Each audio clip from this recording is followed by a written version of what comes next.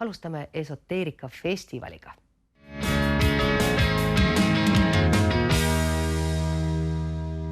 Семинар меня заинтересовал названием «Мое знакомство с моими ангелами-хранителями». И нам там показали методику, что можно действительно не просто знать только, что есть эти ангелы, что есть помощь, а что можно с ними входить в контакт. И не просто просить их, но и получать от них ответы. Техника реберфинга, что я использую и практикую уже с 1991 года, я ее узнал со своего первого учителя, буддистского ламы Сулан-Удэ, с практики Дзогчен, и я у него обучался этой практике. Просто я думаю, что отчасти это какие-то наработки моей кармы с прошлой жизни, потому что у меня не было каких-то стрессов, я просто как бы пришел на то место и уже как бы дальше работаю. Глубже дышим. Глубже дышим.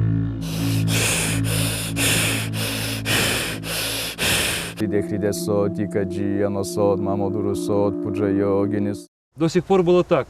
Именно мне надо выстоять, именно мне нужно выжить. Но уже все выжили. Весь мир выжил. Даже те страны, где очень плохо, они все равно выжили.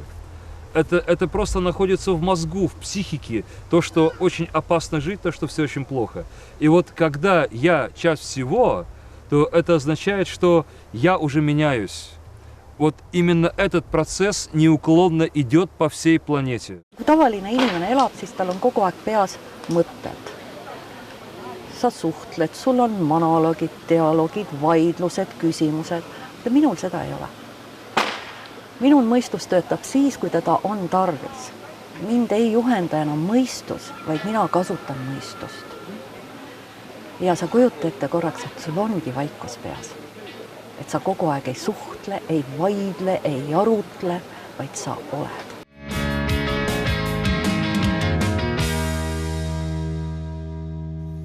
Ja esoteerikaga me tänase saate nii-öelda kokku võtamegi.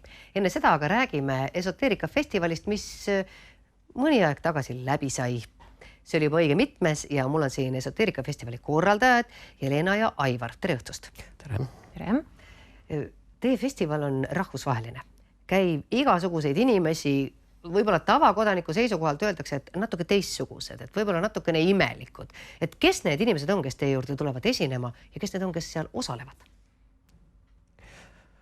Esoteerikafestivalina me vist oleme festivalina vist ainus, kes tõesti kutsub kokku erinevatest maadest, põhiliselt küll meie regioonist.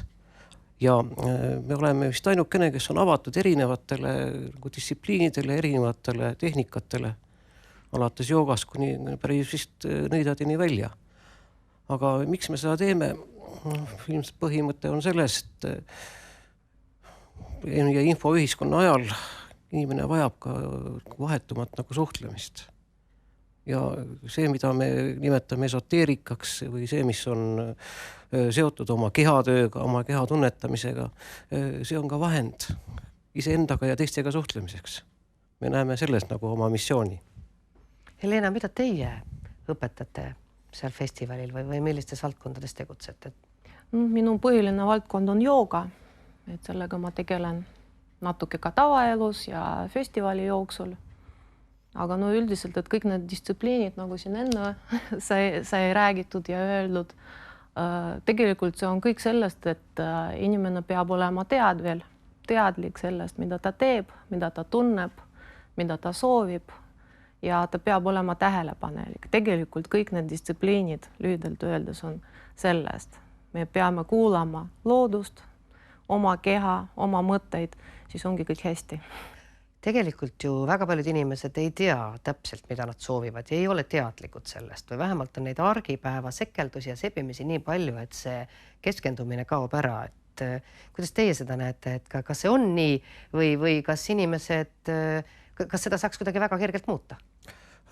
Kergelt saab tõesti, aga seda peab tegema.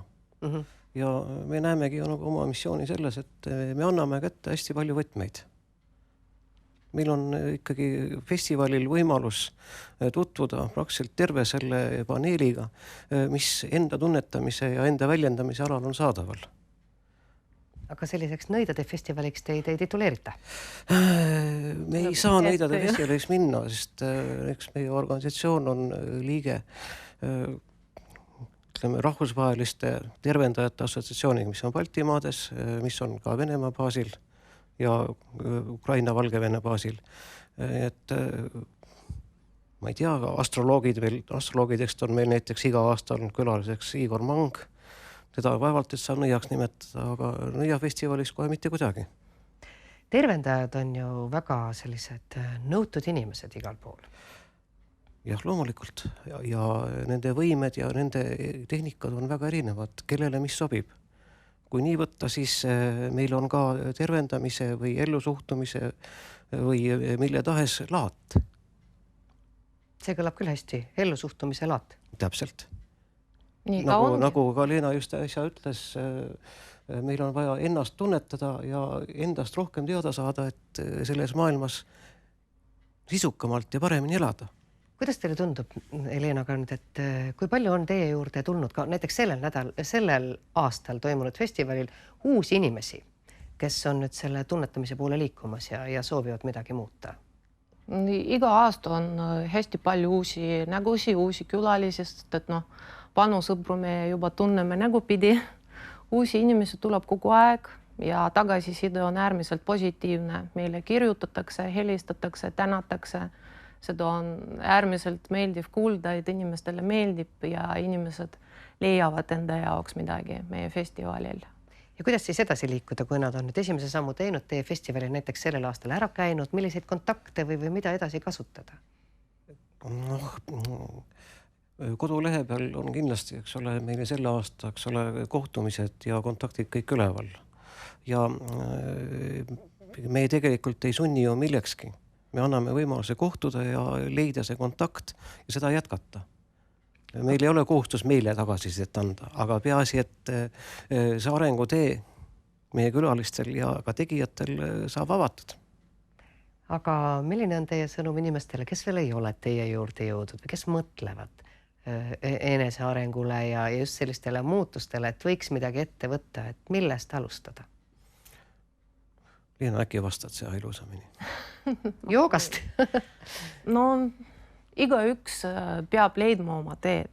Minu jaoks on jooga, kellegi jaoks on šamanism, kellegi jaoks on lihtsalt jalutuskäigud looduses. See on väga individuaalne.